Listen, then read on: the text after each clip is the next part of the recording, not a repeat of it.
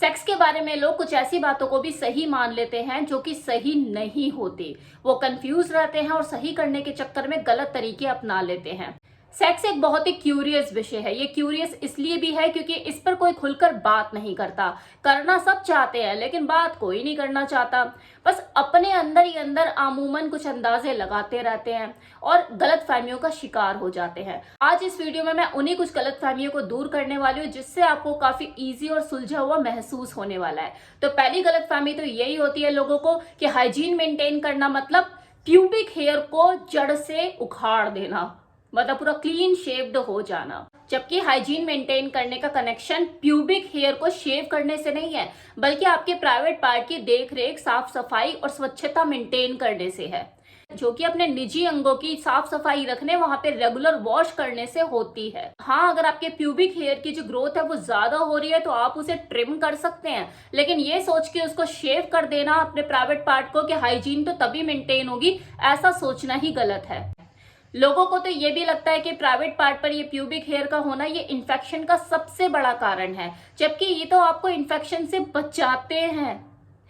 आपके शरीर पे किसी भी हिस्से में अगर बाल आते हैं तो उनका अपना पर्पस होता है। जैसे ये नाक के बाल आपके धूल मिट्टी या डस्ट से आपको प्रोटेक्ट करते हैं, सेम इसी तरह से ये जो प्यूबिक हेयर है ये एक सीबम ऑयल छोड़ते हैं जो कि हार्मफुल कीटाणुओं को जेनाइटल एरिया में रिप्रोड्यूस होने से प्रिवेंट करते हैं। और कुछ एक्सपर्ट्स तो इस प्यूबिक हेयर को ड्राई लुब्रिकेंट की तरह भी मानते हैं कि जब सेक्सुअल इंटरकोर्स होता है तो hair to hair rubbing smooth होती है।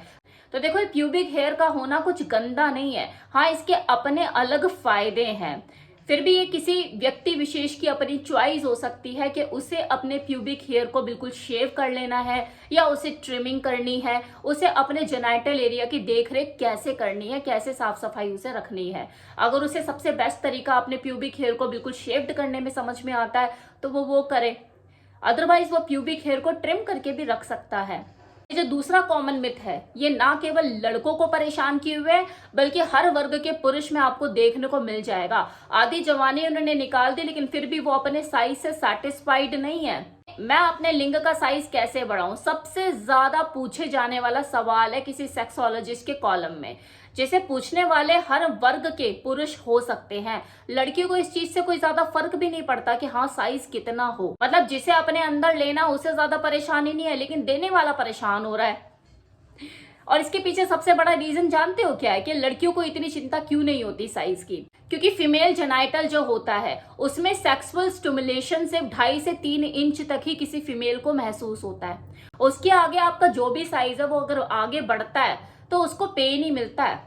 वैसे भी भारतीय पुरुषों का जो एवरेज साइज होता है पीनस का, ये रिसर्चर्स का ऐसा मानना है, जो मैं हर बार अपनी वीडियो में जरूर बोलती हूँ, वो 4.5 से 5 इंच होता है इरेक्टेड पोजीशन में।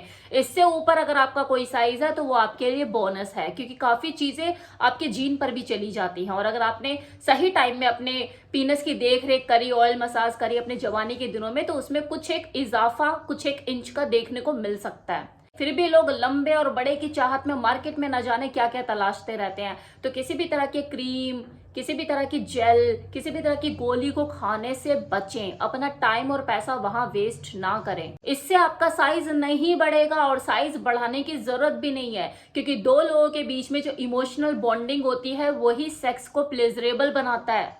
तो साइज को छोड़ो और लविंग रिलेशनशिप के ऊपर फोकस करो। अब तीसरा जो कॉमन मिथ है वो ये कि कंडोम को यूज नहीं करेंगे, कोई दिक्कत परेशानी हुई तो गोली ले लेंगे। नो डाउट कि जो कॉन्ट्रासेप्टिव पिल होते हैं ये वर्क करते हैं, आपको प्रेगनेंसी से बचाने में आपको हेल्प करते हैं।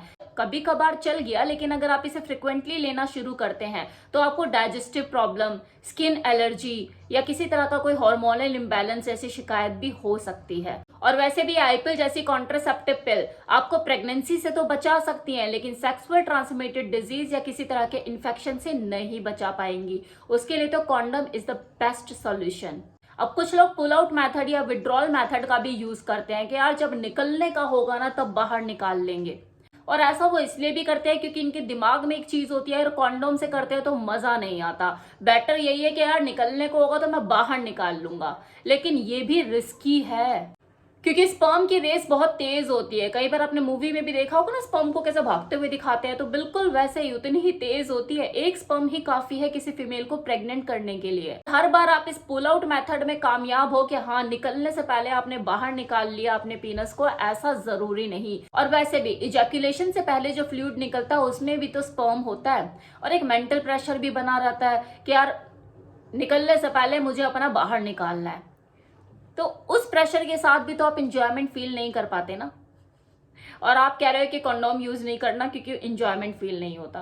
तो यहाँ आपको इंजॉयमेंट फील होता है जब आपको प्रेशर बना रहता है उस मोमेंट में कि हाँ, बाहर निकालना है। जहां तक इन्फेक्शन या एसटीआई की बात है, तो ये पुल आउट मेथड इन्फेक्शन से बचाने में तो आपके लिए बिल्कुल भी सहायक नहीं है। तो ज्यादा प्लेजर उठाने के चक्कर में इस तरह का रिस्क उठाना कितनी समझदारी है इसमें। तो जहां तक सेफ्टी की बात है, सेफ सेक्स करने की बात है, अपनी प्रोटेक्शन की बात है, तो कंडोम से बेस्ट कुछ हो ही नहीं सकता।